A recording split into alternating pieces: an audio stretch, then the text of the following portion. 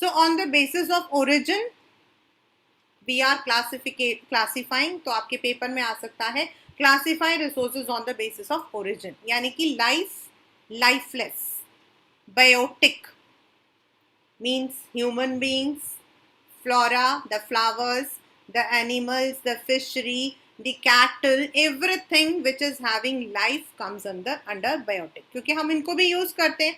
Cattle से हम लोग दूध लेते हैं. फिश जो है it is use for different purposes. We use it for medicine, we use it for protein. Flora and fauna we are using, हमने नेचुरल वेजिटेशन पढ़ा था 9th में. Abiotic means which are composed of non-living things, the rocks, the metals which we get from the Mother Earth. On the basis of exhaustibility, this comes for a 3-marker question, and as that day I had specifically told you that if a question is coming for 3 marks, you need to write it in tabular form only. इसमें you will not be getting any privilege अगर आपने इसको जो है without tab लिखा, मतलब आपने line खींच कर बीच में जो है on a proper manner अगर आप नहीं लिखोगे तो आपको मार्क्स नहीं मिलेंगे. Renewable, non-renewable, this is there in economics also, एक छोटा सा पोर्शन है. Renewable यानी कि जिसको हम नया बना सकते हैं, यानी कि हम जिसको दोबारा से रिप्रोड्यूस कर सकते हैं. लाइक आपने देखा होगा कुआं, well, the water can get exhausted, लेकिन वंस अगर हमारा वाटर टेबल दोबारा से रिवर्स में पानी आ जाता है और हमारा ग्राउंड वाटर लेवल ऊपर आ जाता है तो आपका जो है दोबारा वेल के अंदर पानी आ जाता है. So water is renewable resource. Solar, wind, forest, because once they are cut they could be grown, they can be continuous, they can be flow, मतलब वो flow करते रह सकते हैं. Whereas non renewable है जिनको शायद millions of years लगते हैं to form, like you cannot recycle the fossil fuels. अगर आपने उनको यूज कर लिया तो maybe in the future you may not be having. That is why हम लोग अभी ऑल्टरनेटिव सोर्सेज ऑफ एनर्जी पर ज्यादा ध्यान दे रहे हैं. Like CNG is an alternative to petrol. Even it is trying, मतलब कि people are trying, the scientist are trying for hydrogen, मतलब वो लोग जो है वो कोशिश कर रहे हैं कि हाइड्रोजन के थ्रू जो है या फिर वाटर के थ्रू जो है गाड़ियों को चलाया जाए. मतलब they are trying to find out, because petrol it's a non renewable on the basis of ownership. आप अगर अपना ओन करते हो that is yours. I am owning something, it is mind. आपका laptop is, you are the owner. कहीं आपकी जमीन है, your father is owning some land, that is you. Urban people own plots, houses, property, plantation, pasture land, pond, water. मतलब जो जो हम individually अपने लिए, हम अपने, यानी कि आपके फादर ने ओन कर रखा, आपके दादा ने ओन कर रखा. Community means which is common to all, like grazing ground. अब आप ये नहीं बोल सकते इसमें तो सिर्फ मैं ही अपने जो है कैटल को चराऊंगा. बरियल ग्राउंड यानी कि graveyards, temple, park, these are all the one which public parks, picnic spot, they are all, if they are not owned by anyone, but इसको हम लोग मिलकर यूज करते हैं एंड मेंटेन करते हैं. Like if you are living in a society, तो society इसके अंदर जो है we have the gym, we have the swimming pool, we have the park. So it doesn't belong to one single person. National, technically उस दिन आपको मैंने बताया था कि हमारी कंट्री के बॉर्डर के अंदर, from Kashmir to Kanyakumari, from Porbandar to Silchar, उस एरिया के अंदर जो भी आपका mineral, rivers, forest, wildlife, anything which comes inside that boundary, it is the duty of the government of that country to look after that. The country has the legal pass to acquire even public private property for public good. जैसे आपने देखा होगा metro बनी थी तो बहुत सारे areas को तोड़ा गया था. शादरा वाला जो एरिया था वो भी काफी टूटा था. मतलब अलग अलग जगहों पे काफी जो है एरियाज टूटे थे जब मेट्रो आपकी बनी थी. Sometimes to build the dams, number of villages जो है उनको हटा दिया जाता. The urban development authorities, underline this, get empowered by the government to acquire land. Urban का मतलब होता है बेटा शहर. When we want to develop the areas to cities, तो ये जो अथॉरिटी है, लाइक DDA जो है वो मकान बनाता है, उसी तरीके से अर्बन डेवलपमेंट अथॉरिटी जो है वो लैंड को एक्वायर करती है. All the minerals, water resources, forest, wildlife, मतलब जो उस पॉलिटिकल बाउंड्रीज के अंदर है. एंड उस दिन आपको मैंने बताया था on the map of India that with in 12 nautical mile वो सब हमारा जो है that is all national resource. Whereas आपका इंटरनेशनल हो जाता है. उस दिन आपको मैंने ये बना के दिखाया था. I just made it, I make it on the screen कि if we are looking into the map of India, तो दिस इज अ मैप. इसमें आपका जो है इस एरिया में अराउंड 22 किलोमीटर्स, मतलब ये हमारा कोस्ट है, यहाँ से आपका 22 किलोमीटर्स तक के बीच में whatever you find, whether you are finding the fishes, whether you are finding the some kind of minerals, that would belong to that country. लेकिन ये जो 22.2 किलोमीटर्स यानी कि 12 नॉटिकल माइल्स को क्रॉस करते हैं ना, वहां पर अब आप सोचोगे मैम कैसे हमें पता है कि हम 22 माइल्स क्रॉस कर चुके हैं.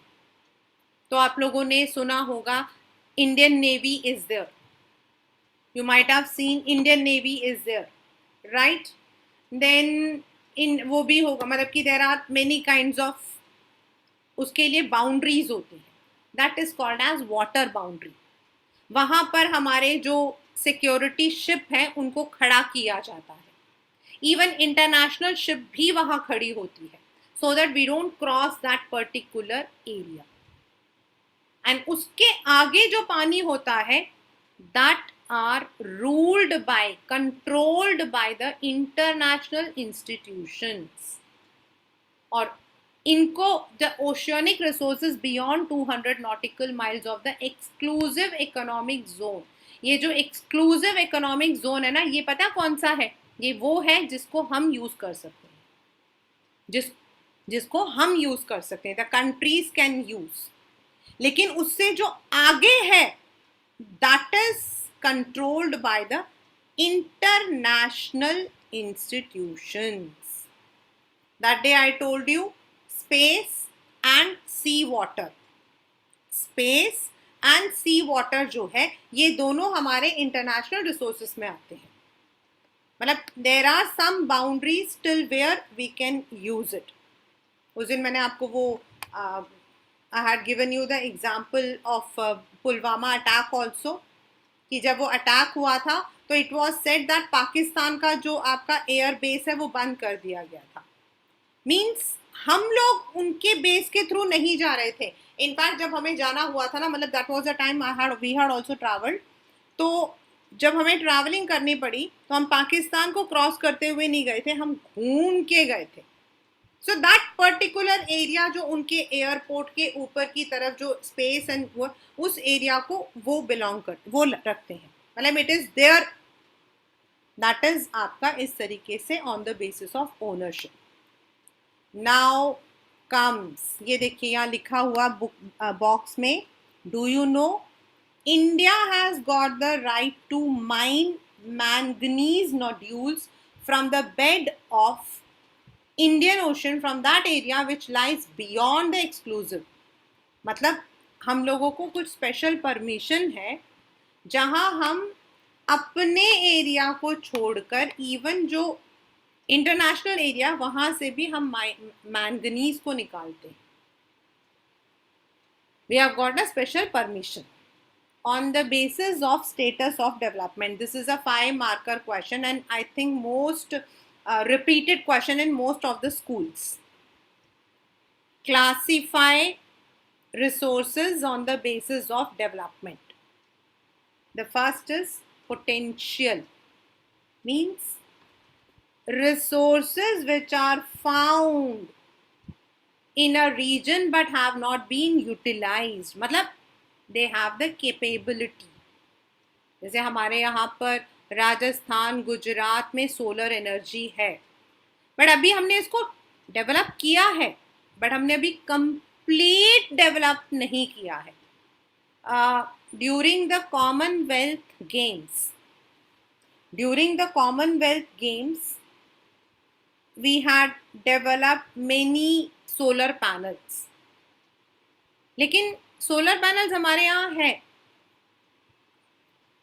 आप लोगों ने उसका सुना होगा, वो there is one famous, I don't remember एक वो कौन से हैं, मतलब they are one, we had also visited through our school, हम लोग गए थे ब्रह्म कुमारी आश्रम. इट इज़ देयर इन ये आपके दिलशाद गार्डन में है. हमारा जो इंस्टीट्यूट था उसके सामने है मोनिशा. ब्रह्म कुमारी आश्रम इज देयर इन गुड़गांव के पास में है. बहुत बड़ा आश्रम है, मतलब इट्स अ वेरी लार्ज आश्रम एंड द एंटायर आश्रम रन्स ऑन सोलर एनर्जी. तो but it is only few. In Chennai, Tamil Nadu you have solar panels, but in Delhi you don't have solar panels. मतलब आपके पास अभी कम है. डेवलप्ड मतलब जिसको हम यूटिलाइज करने के लिए डेवलप कर चुके हैं. We have served, we know how much quantity they are. जैसे कोल, एंड हम उसको जो है टाइम टू टाइम यूज करते हैं. We have 4 types of coal. We have a lower grade coal and we have a higher grade coal called anthracite. So we use it as per the technology we are getting, but we know that that is there और हम उसको use करना भी start कर चुके हैं. Stock materials in the environment which have the potential to satisfy human needs, but we don't have the technology. अब देखिए बेटा, in when we call potential, तो potential में हमने उसको utilize नहीं किया है, लेकिन stock में हमारे पास टेक्नोलॉजी है ही नहीं. We have still not developed the technology. For example, water is a compound of 2 gases. Hydrogen can be used for energy and oxygen can be used as a medical kit, but we don't know how to use it. तो हो सकता है आने वाले period में scientist जो है technology develop करें और हम इन ऐसे जो मटेरियल्स हैं उनको भी यूज करना शुरू कर दें. Very very carefully the last one, reserve. क्यों मैंने बोला वेरी वेरी केयरफुली? क्योंकि स्टॉक और रिजर्व जो है they are similar in nature. Stock and reserves are similar in nature. Reserves are the subset of stock which can be put into use with the help of existing technical know-how. But हमने उसको अभी use करना शुरू नहीं किया है. For example, river water. We have Bhakra Nangal Dam which is used for hydroelectricity. Then we are also having the आपका जो है उत्तराखंड में we are having, that is also developed into hydroelectricity. Then we have Damodar Valley project, उसमें भी हमने जो है hydroelectricity लिया है. कावेरी रिवर है, उसमें भी लिया है, but not on all the rivers. So that means when we, हमारे पास existing technique से ही जब हम उसको और अच्छे से यूज करेंगे तो that may help us out. like as I said that petroleum is less in quantity. India को पेट्रोलियम जो है इट हैज़ टू एक्सपोर्ट, उसको सॉरी इंपोर्ट करना पड़ता है, and it becomes very costly. जब आप पेट्रोल नेचुरल गैस को दूसरे देशों से लेकर आते हो तो इट बिकम्स कॉस्टली. तो if we have the technical skills, हमारे पास जो चीज़ है हम उससे कुछ करें, तो हमारे पास रिजर्व्स हैं, but we may use it in the future. ये वाला जो मैंने अभी पढ़ाया था दैट इज आपका developed, potential, stock and reserve. As a homework, please revise this very nicely because I'm sure that you will be having confusion in that. Now, as I said, ये तो थे हमारे resources और ये थे हमारे resources on different category. अब हमें देखना है हम इनको कैसे डेवलप करते हैं एंड व्हाट हैज हैपेंड. हमने इनको यूज तो कर लिया, रिसोर्सेज आर वाइटल, बट हमने क्या किया, it was believe that resources are gift from nature. ये पिछली बार आपके एमसीक्यू में आया था, ये वाली line. They are not free gift, we have to pay back. हमें उनकी देखभाल करनी है भाई. As a result, human beings use them indiscriminately and which has led to major problems. हमने तो यूज कर लिया, ओके फॉरेस्ट है, चलो फॉरेस्ट को काटो, फॉरेस्ट से we will be taking all the timber, we will be using all the animals for different purposes. लेकिन अब जब खत्म हो गए, अब आप में से कितने बच्चे, आप तो छोड़ दो, मैंने कभी डायनासोर नहीं देखा. I saw dinosaur on the TV. वो जब वो एक वो हाँ जुरासिक पार्क आया था, वही था मैंने जो डायनासोर देखा था. So that means in the future there might be a time when शायद बच्चे कहेंगे फिश नाम की एक चीज हुआ करती थी पानी में.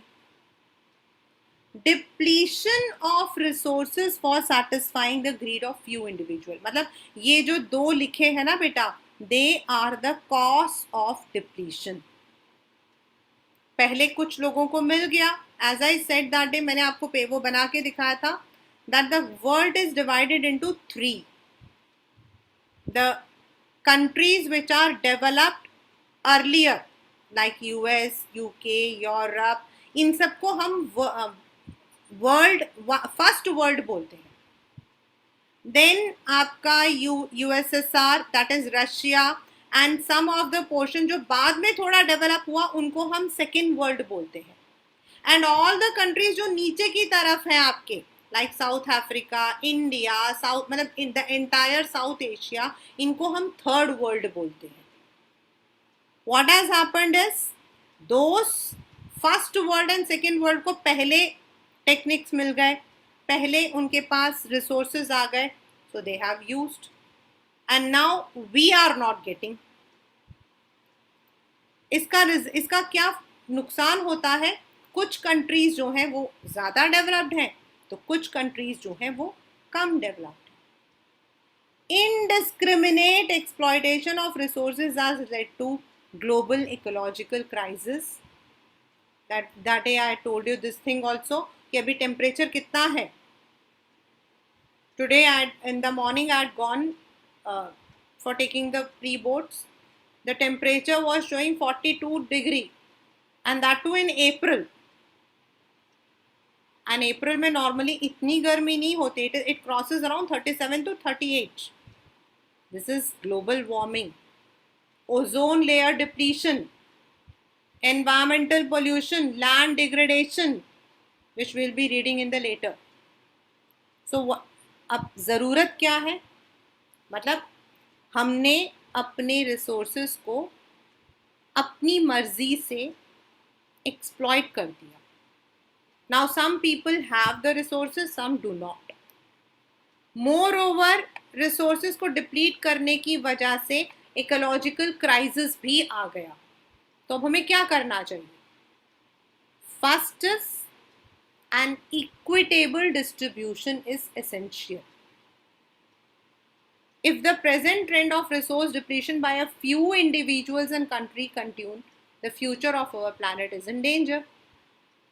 You might have studied, या आप लोगों ने नेशनल ज्योग्राफी वगैरह में देखा होगा that the glaciers are melting.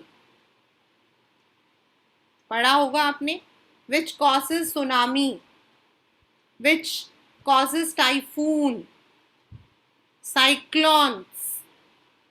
And कितनी बार हुआ है आपका, हमने 9th स्टैंडर्ड में पहला चैप्टर पढ़ा था, Indira point was submerged. Odisha वाला चैप्टर हमने इंग्लिश में पढ़ा था. द कंट्री, द एंटायर जो मतलब कि एरिया था, जो प्रशांत वाला चैप्टर था, दैट हैड वॉश्ड अवे. ऐसा ही होगा. अभी भी ऐसे बड़े सारे एरियाज हैं which are not existing. It is said that Mount Everest is 1-1 inch every year बढ़ जाता है. तो क्या भाई माउंट एवरेस्ट इंसान है जो बढ़ जाता है? No. Because of the tectonic movements it is giving rise. और हो सकता है कि किसी दिन ये फट गया तो द वर्ल्ड में and. Therefore, resource planning and sustainable development is very important. मतलब हम जो रिसोर्स को यूज करते हैं, हमें उसे सोच समझ कर यूज करना चाहिए. सोचो, आप एक घर में हो, मतलब आप एक आइलैंड में पहुंच गए, ठीक है, दैट्स एन एग्जाम्पल. वहां आपके पास जो है 2 दिन का खाने का आपके पास है, एंड यू डोंट नो आपको जो है कब हेलीकॉप्टर आके उठा के लेकर जाएगा. तो आप क्या करोगे? आप सोच समझ के अच्छे बच्चे की तरह उस 2 दिन के खाने को 4 दिन तक रखोगे. The reason is you know that अगर मैंने अभी खा लिया तो मुझे शायद परसों भूखा रहना पड़े. करोगे ना? Similarly sustainable development is also the same thing. We need to sustain का मतलब होता है बचा कर रखना. This is the definition of sustainable development. This definition can come in your economics chapter also, and this definition can come in your geography chapter also. और आप दोनों में यही वाला डेफिनेशन लिख सकते हो, कोई प्रॉब्लम नहीं है, क्योंकि यही डेफिनेशन है. Sustainable economic development means development which should take place without damaging the environment, development in the present and should not compromise with the needs of future generation.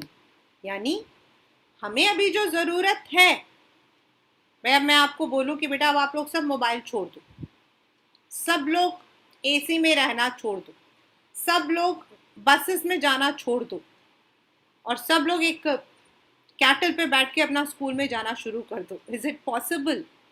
No. We can not go back to the bygone era. लेकिन हम आने वाले generation को भी तो छोड़ नहीं सकते हैं ना. अगर आज हम लोग ऐसा करेंगे तो हो सकता है आने वाला जो जनरेशन है, it is not like you, the next to next generation might not be having things. So we need to leave this planet for them also. तो हमें ऐसे यूज करना है जिससे ये रिसोर्सेज बचे रहें, एंड ओवर द पीरियड ये रिसोर्सेज और ज्यादा हो जाएं ताकि हमारा फ्यूचर जनरेशन भी उसको यूज करे. Like in our country we had the project tiger, जो हमने लास्ट ईयर पढ़ा था, प्रोजेक्ट टाइगर. तो when this project tiger was started there were around 900 something tigers, but today we are having around 3000. यानी कि हमने over the period जो life stock है, जो हमारा एनिमल्स है, उनको हमने बढ़ाया है. So we should take that method. As I told you, when people started realizing around the world कि हम रिसोर्सेज को ख़त्म कर रहे हैं, तो लोगों को समझ आया. जब टेम्परेचर एकदम से ज़्यादा होने लग गया, रिवर्स ओवरफ्लो हो रही हैं या ड्रॉट हो रहा है या सुनामी आ रहा है, then the geo scientist tried to find out the cause. And in 1992, the first Earth Summit, summit मतलब meeting, was conducted. ये आपका 3 marker question है. I had already mentioned in that note when I had done with you. This was the first international Earth Summit held at Rio de Janeiro, Brazil.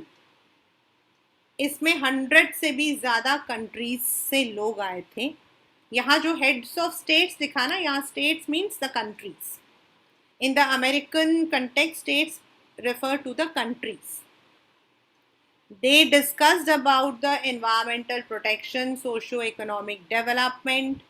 They all signed the Declaration of Global Climatic Change and Biological Diversity and adopted Agenda 21. Now what is the meaning of Agenda 21? उनका मानना था 21st century आते आते we should achieve sustainable development. हाँ, this summit was actually not very successful. इसके बाद 2-3 और भी हुए थे. In this, what did they do? The United Nations Conference on Environment and Development, इसमें सारी कंट्रीज ने सिग्नेचर किया. क्या सिग्नेचर किया? It is a declaration signed by the world leaders. क्या? To combat मतलब to fight, combat मतलब to fight environmental damage, poverty, disease through global cooperation on common interest, mutual need and shared responsibility. मतलब it should not be left कि भाई वो country देखेगी, ये country देखेगी. It should be shared. सब countries जो है they are equally responsible. Yes, इसके पीछे एक बहुत बड़ा मतलब कि there was a dispute, you can say argument also, जो आपके चैप्टर में नहीं है but it is there in 12th standard, that many of the countries they said हम क्यों देखें, डिप्लीट तो फर्स्ट वर्ल्ड ने किया था, तो ये उनकी जिम्मेदारी है. But ultimately it was decided that all the countries are equally responsible and they all have to take this responsibility. Right? This is what was decided in Earth Summit and this is what Agenda 21 is about. It's a 3-marker question. ठीक है? Now there have been many people, जिसमें से एक आपके महात्मा गांधी जी थे जिन्होंने बोला है that we have the earth has enough for everyone's need but not for anybody's greed. हम लालच करेंगे तो कुछ नहीं होगा. तो what we have to do, आपका एग्जाम होता है, आप क्या करते हो? आप प्लान करते हो ना, मतलब एक अच्छा बच्चा तो ज़रूर करेगा. अब मुझे पता है सब बच्चे कहेंगे हम भी अच्छे बच्चे हैं, but yes I also know that आप लोग करते हो. Like if you are having your maths paper, what do you do? I know many of the students are too sincere and I am really thankful to them, like Gaunik, Shamili वगैरह. लेकिन मेरा कहने का मतलब है अगर आपका मैथ्स का पेपर है तो you concentrate more on maths, है ना. आप प्लान करते हो कि भाई मेरा नेक्स्ट पेपर मैथ्स का है तो मुझे मैथ्स में ज़्यादा टाइम देना है, उसके नेक्स्ट पेपर मेरा एसएसटी है तो मुझे एसएसटी पर ज़्यादा ध्यान देना है. यानी कि आप प्लान करते हो, आप टाइम टेबल बनाते हो ना. या even if you have to do some, मतलब आपको कहीं कहीं घूमने जाना है, से यू हैव टू गो, तो आप प्लान बनाते हो, मैं ये लेकर जाऊँगा, मैं ये करूँगा, मैं वैसा करूँगा. तो everywhere planning is very important. और रिसोर्सेज को भी हमें जो है प्लान करना पड़ता है. मतलब रिसोर्सेज को कैसे प्लान करेंगे? What is the meaning of resource planning? In our specifically in our country. Our country is very, very lucky. We have wind resource in मतलब कि Karnataka, parts of Tamil Nadu, Rajasthan, Maharashtra. We have solar energy in Rajasthan, Gujarat. We have water resources in Arunachal Pradesh. We have mineral resources. लेकिन ये जो है मतलब ये जो है they are not scattered equally. If it is there in Rajasthan, it is not there in Arunachal Pradesh. It has importance in a country like India, which has enormous diversity in the availability of resources. We have regions which are rich in certain types of resource, but they are deficient in some other resources. Like आप north east में चले जाओ, वहाँ आपको forest, पानी आराम से मिलेगा, but you won't get what we call as road. You won't get sun. For example, states of Jharkhand, Chhattisgarh, Madhya Pradesh are rich in minerals and coal. Arunachal Pradesh, water resources, but वहाँ infrastructure नहीं है. Infrastructure मतलब road, railways. Rajasthan is well endowed with solar and wind energy, but lacks in water resources. The cold desert of Ladakh बिल्कुल अलग है, लेकिन वहाँ cultural heritage है, लेकिन वहाँ वाटर, इंफ्रास्ट्रक्चर, वाइटल मिनरल्स. तो अगर हम रिसोर्स को प्लान करें तो जो इंडिया के अंदर ही अवेलेबल है that can be given to all the areas. तो कैसे कर सकते? ये आपका उस दिन मैंने आपको बता दिया था. Again this is a 3 marker question, and in this the question comes, what is resource planning and what are the steps in resource planning? What is resource planning and what are the steps in resource planning? सबसे पहले we need to identify and inventory of resources across the regions of.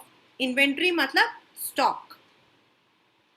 कितना है, means if the resources are available in some area, so कितना है, क्योंकि अगर कम है तो हम उसको जो है वेस्ट है उस पर पैसा खर्च करना.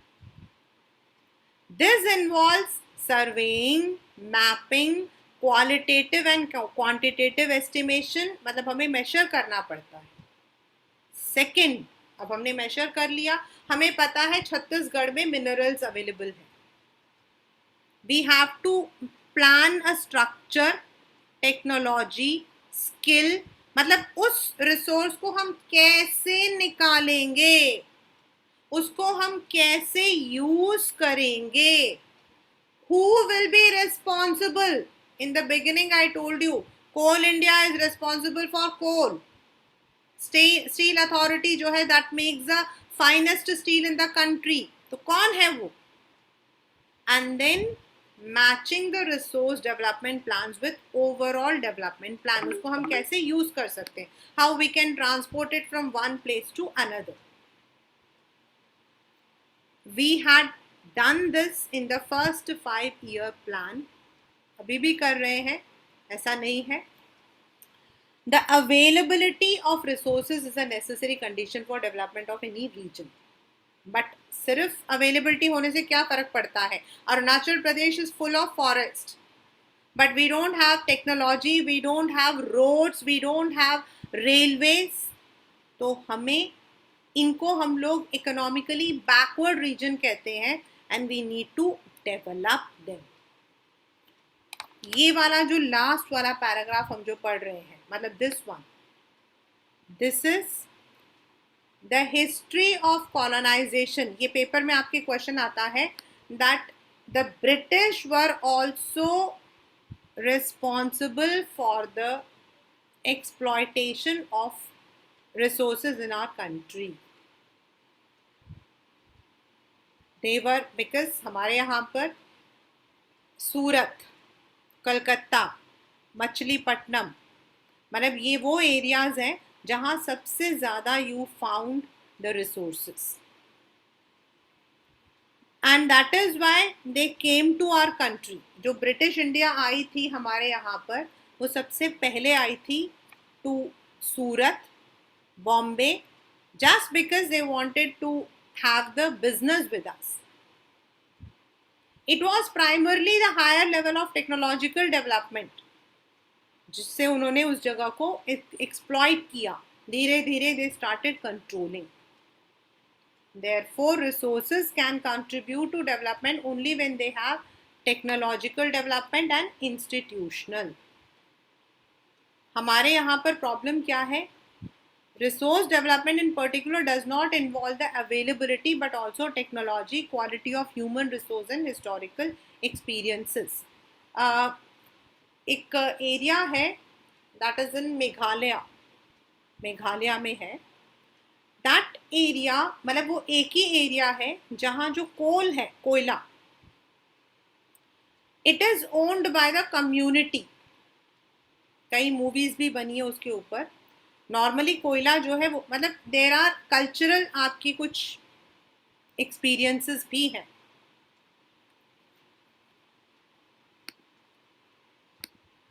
ठीक है. Now the last part which we are taking here for today is why do we need to conserve the resource. This is what we will be doing today. With that you all have the time for other class.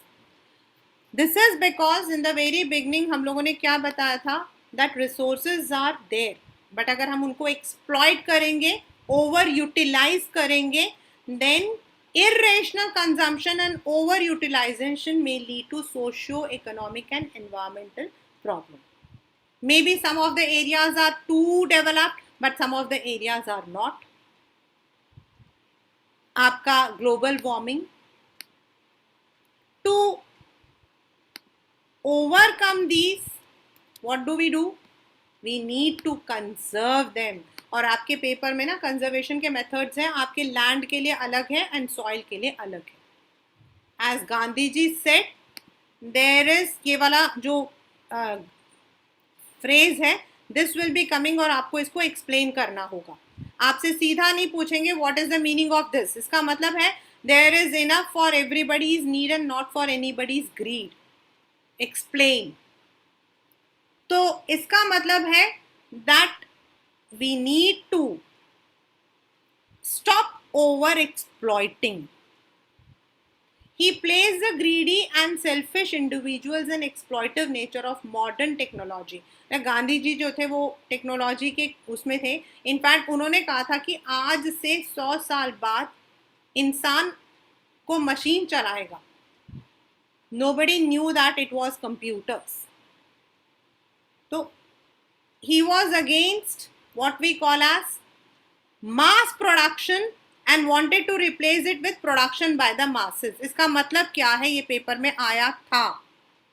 He was against mass production मतलब he was against the machines, क्योंकि machine में आप एक बार डालते हो तो बहुत सारी चीजें एक साथ आ जाती हैं. Whereas production by the mass मतलब जिसमें लोग खुद हाथों से काम करें. So he was in the favor of giving employment to the people rather than to the machine. Gandhian's philosophy was presented by Schumacher in his book Small is Beautiful. ये paper में आया था. that ये book किसने लिखी थी. This was made by the Brundtland Commission report in 87, जिसमें sustainable development को बताया गया था, which was subsequently published in a book called Our Common Future, जो कि आपके अर्थ समिट के बाद लोगों ने जो है इसको अडॉप्ट किया था. ये पेपर में this had come. That what was a book written by Schumacher, Small is Beautiful, and जो रिपोर्ट था of the concept of sustainable development, उसको किस बुक में पब्लिश किया गया था? Our Common Future. So with this portion of our chapter is over.